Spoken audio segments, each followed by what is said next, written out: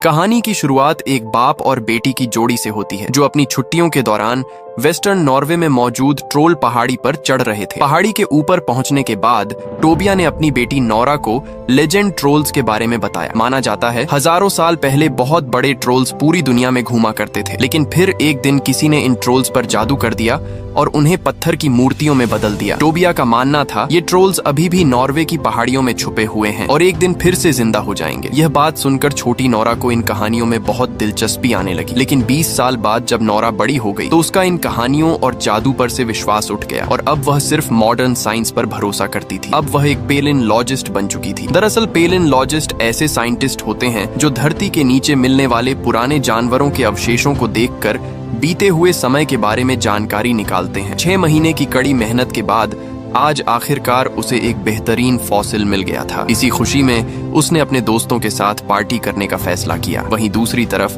पहाड़ों पर metro station बनाने के लिए तेजी से कंस्ट्रक्शन की जा रही थी। इस मेट्रो का रास्ता बनाने के लिए पहाड़ों में लगातार धमाके किए जा रहे थे। कई लोग इस कंस्ट्रक्शन का विरोध भी कर रहे थे, लेकिन उनकी बातों को नजरअंदाज करते हुए इंजीनियर्स एक और धमाका करने की तैयारी में थे। जब इंजीनियर्स गुफा के अंदर पहुंचे तो उन्हें कुछ अजीब सी आवाज सुनाई दी। इससे पहले कि वे कुछ समझ पाते, अचानक जमीन जोर जोर से हिलने लगी और अगले ही पल उनकी नजर एक बहुत ही बड़े और खतरनाक राक्षस पर पड़ी, जिसे देखते ही वह लोग तेजी से अपनी जान बचाने के लिए भागे। लेकिन पहाड़ों के गिरते हुए मलबे के चलते वह लोग गुफा के अंदर ही फंस गए। कुछ ही देर में इस हादसे की खबर नॉर्वे की आर्मी के हेडक्वार्टर्स में भी पहुंच गई, जिसके बाद जनरल ने एक जहाज को उस जगह की साफ तस्वीरें खींचने के लिए भेजा ताकि वो लोग अच्छे से समझ पाएं कि आखिर वहां हुआ क्या है। इसके साथ ही जनरल ने इस बारे में प्राइम मिनिस्टर को भी सूचित करने का आदेश दिया। थोड़ी देर बाद ही नॉर्वे की प्राइम मिनिस्टर अपने एडवाइजर आंद्रिया के साथ तुरंत मिलिट्री बेस के लिए निकल गई। रास्ते में उनकी मीटिंग डिफेंस मिनिस्टर से हुई, जिसने उन्हें बताया इस हादसे में कम से कम 50 से ज्यादा लोग मारे गए हैं। इसके बाद उन्हें उस जगह की कुछ तस्वीरें दिखाई गईं, जिसमें धरती के अंदर काफी बड़े बड़े छेद दिखाई दे रहे थे। इन छेदों को देखते ही आंद्रिया को लगा कि यह किसी बहुत बड़े जीव के पैरों के निशान हैं, लेकिन वह इस बारे में कुछ बोल नहीं पाया और उसकी इस बात को तुरंत ही अनसुना कर दिया गया। उधर नोरा अभी भी अपने दोस्तों के साथ पार्टी कर रही थी, पर तभी अचानक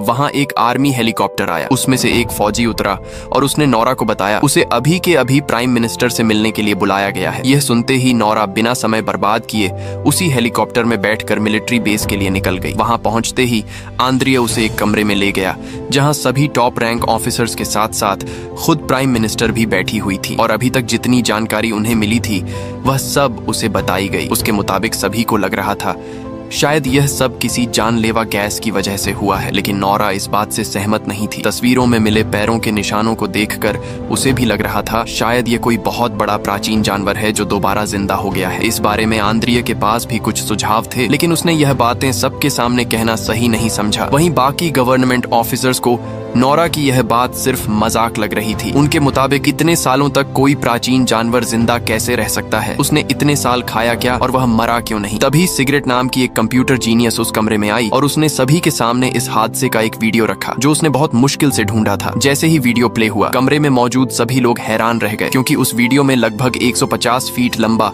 एक बहुत बड़ा राक्षस दिखाई दे रहा था। अब इस वीडियो से यह साफ हो चुका था कि 150 फुट लंबा एक विशाल जीव नॉर्वे की पहाड़ियों के बीच घूम रहा है। उधर लेस्का नाम के गांव में एक बूढ़ा दंपति अपने घर में शांति से समय बिता रहा था। तभी उन्हें किसी की दहाड़ जैसी आवाज सुनाई दी। कुछ ही सेकंड बाद उनके घर का सारा सामान जोर जोर से हिलने लगा। उन्हें लगा शायद भूकंप आया है, इसीलिए वे लोग अपने घर में बने सीक्रेट रूम में छिप गए। जब सब कुछ शांत हो गया और वे बाहर निकले तो उन्होंने देखा उनका पूरा घर तबाह हो चुका था और आसपास के इलाके में भी भारी तबाही मची हुई थी। उधर नोरा अब इस पूरे हादसे की जांच करने के लिए पूरी तरह तैयार थी और सभी ऑफिसर्स की सहमति से प्राइम मिनिस्टर ने उसे साइंटिफिक एडवाइजर के तौर पर नियुक्त कर दिया। मीटिंग खत्म होते ही आंद्रियास ने नोरा को लेगा में हुए हादसे के बारे में बताया, जिसके तुरंत बाद वे दोनों हेलीकॉप्टर से लेगा के लिए निकल गए। रास्ते में दोनों के बीच काफी बातें हुई। इसी दौरान आंद्रियास ने नोरा से पूछा वह पेलिनोलॉजिस्ट क्यों बनी। इस पर नोरा ने बताया कि उसे बचपन से ही नेचर से प्यार था और वह अपने आसपास की दुनिया को और अच्छे से समझना चाहती थी। साथ ही उसने अपने पिता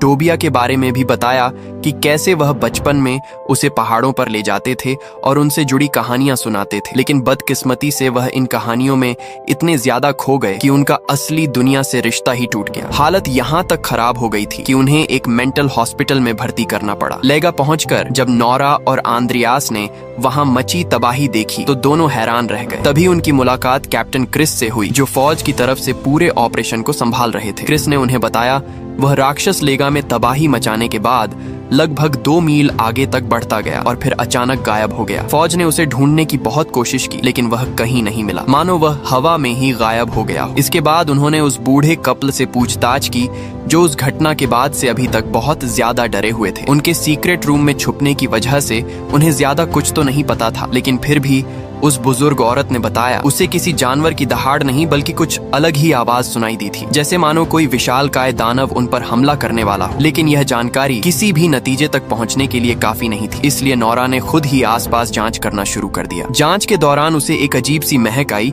जो उसे एक बहुत बड़े फुटप्रिंट तक ले गई। नोरा ने तुरंत उस पैर के निशान की जांच शुरू की, लेकिन लाख कोशिशों के बाद भी उसे वहाँ कोई बायोलॉजिकल सब्सटेंस नहीं मिला जिससे वह उस राक्षस की जांच करवा सके। अब जब उनके सामने कोई रास्ता नहीं बचा था तो आखिरकार नोरा ने अपने पिता से मदद लेने का फैसला किया, जो उस वक्त एक दूर पहाड़ पर रहते थे। वहां जल्दी पहुंचने के लिए नोरा, आंद्रिय और कैप्टन क्रिस हेलीकॉप्टर से वहां पहुंचे, लेकिन जैसे ही वे लोग वहां पहुंचे टोबिया ने उन पर बंदूक तान दी, पर अपनी बेटी नोरा को देखते ही वह अगले ही सेकंड शांत हो गया। इसके बाद उसने सभी को अपने घर के अंदर बुलाया, जहां इतने सालों बाद भी वह ट्रोल्स पर रिसर्च कर रहा था। जैसे ही उन लोगों ने टोबिया को वह वीडियो दिखाया वह हैरान रह गया और उसने सिर्फ एक ही बात कही, वो आ गए हैं। लेकिन नोरा को अभी भी कुछ समझ नहीं आ रहा था, इसलिए उसने अपने पिता से एक साइंटिफिक एक्सप्लेनेशन मांगी ताकि वे लोग इससे बचने का कोई रास्ता ढूंढ सकें। लेकिन टोबिया अपनी रिसर्च पर अड़ा रहा। उसके मुताबिक ट्रोल्स नॉर्वे से इसलिए गायब हुए क्योंकि वहां के लोगों ने ईसाई धर्म अपना लिया था। उसने यह भी बताया कि वह कई साल पहले इस राज का खुलासा करने वाला था, लेकिन उसे चुप करवाने के लिए पागल खाने भेज दिया गया था। इसके बाद उसने अपना बैग उठाया और सभी को एक खास जगह पर चलने को कहा। कुछ देर हेलीकॉप्टर में उड़ने के बाद वे लोग टोबिया की बताई हुई जगह पर पहुंच गए। वहां पहुंचते ही टोबिया ने उस जगह की जांच शुरू कर दी, लेकिन थोड़ी देर आसपास देखने के बाद उसे एहसास हुआ वह जगह पूरी तरह बदल चुकी है। वहीं दूसरी तरफ नोरा को एक बार फिर वही अजीब महक आई जिसका नाम उसने हाइपर नेचर रखा था। इससे पहले कि वे कुछ समझ पाते, नोरा की नजर वहां मौजूद एक बहुत बड़े जीव पर पड़ी। वह कोई और नहीं बल्कि वही ट्रोल था जिसने खुद को आसपास की जगह में छुपा रखा था। खुशकिस्मती से सभी लोग समय रहते हेलीकॉप्टर में बैठकर वहां से निकल गए। जैसे ही वे लोग एक सुरक्षित जगह पर पहुंचे उन्होंने इंटरनेट के जरिए उस ट्रोल का वीडियो सरकार को दिखाया। इतने बड़े ट्रोल को देखकर सभी लोग हैरान रह गए। अब जब सभी को ट्रोल्स की असलियत पर विश्वास हो गया तो प्राइम मिनिस्टर ने ट्रोल्स के खिलाफ आर्मी ऑपरेशन शुरू करने का आदेश दे दिया। इस ऑपरेशन की कमान कैप्टन क्रिस को दी गई और ऑर्डर मिलते ही फौज ने उस ट्रोल के खिलाफ खतरनाक ऑपरेशन शुरू कर दिया। लेकिन फौज की सबसे खतरनाक मिसाइल्स का भी उस ट्रोल पर कोई असर नहीं हो रहा था। वे उसका कुछ भी नहीं बिगाड़ पा रहे थे। जैसे ही उस ट्रोल ने एक सिपाही को खाया, टोबिया उसे शांत करने के लिए उसके सामने चला गया। शुरुआत में ट्रोल टोबिया की बात सुन भी रहा था, लेकिन तभी अचानक फौज की कुछ और यूनिट्स ने उस पर हमला कर दिया। गुस्से में ट्रोल जैसे ही उस यूनिट पर हमला करने के लिए मुड़ा, उसकी पूंछ सीधा जाकर टोबिया को लगी, जिससे वह बहुत बुरी तरह घायल हो गया। यह देखकर नोरा तुरंत अपने पिता की तरफ भागी, लेकिन टोबिया कुछ बोल पाता उससे पहले ही उसने दम तोड़ दिया। उसी रात नोरा रोते रोते अपने पिता की डायरी पढ़ रही थी ताकि किसी तरह इन ट्रोल्स को रोकने का तरीका मिल सके। घंटों डायरी पढ़ने के बाद उसे पता चला ट्रोल्स अक्सर चर्च को तबाह कर देते थे क्योंकि उन्हें घंटियों की आवाज बिल्कुल भी पसंद नहीं थी। जब नोरा ने यह प्लान सभी सरकारी अफसरों को बताया तो पहले सबने उसे पागल समझा, लेकिन नोरा का कहना था जब मिसाइल्स काम नहीं कर रही हैं तो हमें कुछ अलग सोचना पड़ेगा। आखिरकार प्राइम मिनिस्टर ने उसे इस प्लान पर आगे बढ़ने की इजाजत दे दी। कुछ देर बाद 4 आर्मी हेलीकॉप्टर्स बड़ी बड़ी चर्च बेल लेकर तेजी से ट्रोल की तरफ बढ़ने लगे। नोरा का यह प्लान शुरुआत में कामयाब होता दिखाई दिया, लेकिन जल्द ही ट्रोल ने खुद पर काबू पा लिया और उन 4 हेलीकॉप्टर्स को तबाह कर दिया। और अब वह इतना ज्यादा गुस्से में आ गया कि उसने चारों तरफ तबाही मचानी शुरू कर दी। लेकिन इसी बीच उस ट्रोल ने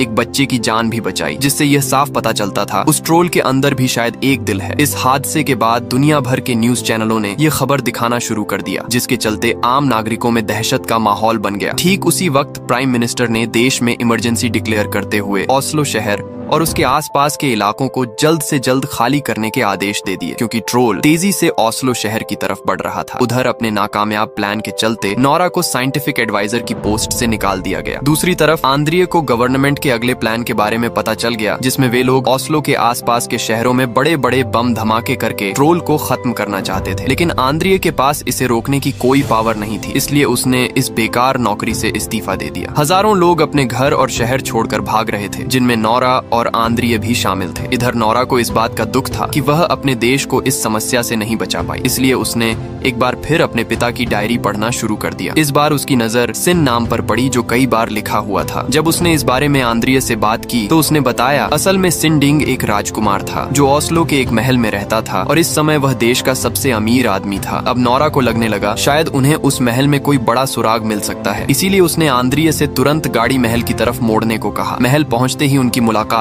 राइक सिंडिक से हुई, जो पहले से उनका इंतजार कर रहा था। वह उन्हें अंदर ले गया और आखिरकार नॉर्वे के ट्रोल्स का राज खोल दिया। असल में टोबियास सही था। प्राचीन समय में ट्रोल्स नॉर्वे की धरती पर मौजूद थे। सिंडिक उन्हें एक अंडरग्राउंड गुफा में ले गया, जहां उसने बताया उसी ने टोबिया की जिंदगी बर्बाद की थी ताकि यह सच दुनिया के सामने न आए। जब टोबिया सच के करीब पहुंचा तो उसी ने उसे मेंटल हॉस्पिटल भिजवा दिया। असली राज्य था महल के नीचे दबे ट्रोल्स के कंकाल, जिन्हें सालों से छुपाया गया था। यहाँ तक कि यह महल ट्रोल किंग की गुफा के ऊपर बनाया गया था, जहाँ कभी उसके पूरे परिवार को खत्म कर दिया गया था। अब जो ट्रोल पूरे देश में तबाही मचा रहा था वह कोई और नहीं बल्कि ट्रोल किंग ही था, जो बस अपने घर लौटना चाहता था। सिंडिक ने बताया ट्रोल्स के लिए उनका परिवार सबसे ज्यादा जरूरी होता है और क्रिश्चियनाइजेशन के दौरान ट्रोल किंग को जबरदस्ती पहाड़ों में भेज दिया गया था। अब धमाकों की वजह से वह वापस जाग गया और ओस्लो की ओर बढ़ रहा है अपने परिवार तक पहुंचने के लिए। नोरा और आंद्रिये तब और हैरान हुए जब उन्होंने ट्रोल परिवार के कंकाल देखे। जैसे ही नोरा ने उन पर यूवी लाइट डाली, उनकी हड्डियां पिघलने लगी। इससे साफ हो गया कि ट्रोल्स यूवी लाइट को बर्दाश्त नहीं कर सकते। यह जानने के बाद नोरा ने सिंडिक से उसकी सबसे बड़ी गाड़ी मांगी। सिंडिक ने बिना देर किए रानी का सबसे पसंदीदा ट्रक उनके हवाले कर दिया। इसके बाद उसने कैप्टन क्रिस को फोन करके इस प्लान के बारे में बताया, जिसमें वो लोग ट्रोल किंग को एक जाल में फंसाकर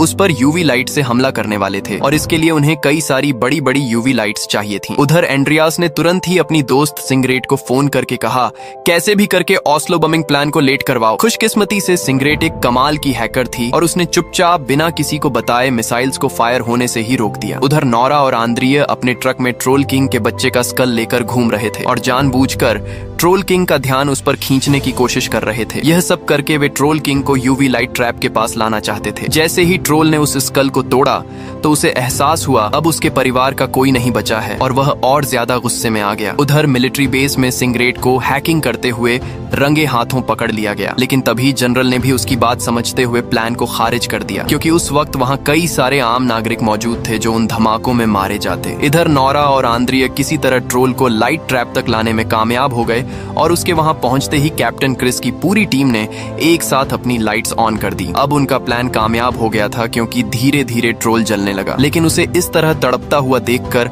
अचानक नोरा का मन बदल गया और उसने एक एक करके सभी यूवी लाइट्स बंद कर दी, क्योंकि वह उसकी जिंदगी बचाना चाहती थी। लेकिन तब तक काफी देर हो चुकी थी। ठीक उसी समय सूरज उग गया और जैसे ही उसकी रोशनी ट्रोल किंग पर पड़ी, वह कमजोर होकर जमीन पर गिर पड़ा और पत्थर में बदल गया। उसकी मौत देखकर नोरा को अंदर ही अंदर काफी दुख हुआ। जहां बाकी लोग जश्न मना रहे थे, वहीं आंद्रिये और नोरा के मन में अब भी डर था कि कहीं और ट्रोल तो नहीं बचे। तभी प्राइम मिनिस्टर भी वहां पहुंची और वह नोरा के काम से इतनी खुश थी कि उनके पास उसकी तारीफ करने के लिए शब्द नहीं थे, लेकिन उनकी मुस्कुराहट सब कुछ बयां कर रही थी। लेकिन कुछ दिनों बाद वही हुआ जिसका डर था। अचानक कई पत्थर फिर से हिलने लगे। इसका मतलब साफ था, एक और ट्रोल अब नॉर्वे के लोगों पर कहर मचाने के लिए तैयार था। मुझे तो ट्रोल किंग के लिए थोड़ा बुरा लगा, क्योंकि आखिर वह सिर्फ अपने घर ही तो जाना चाहता था। आप इस बारे में क्या सोचते हैं? कमेंट में जरूर बताना। मिलते हैं अगली वीडियो में।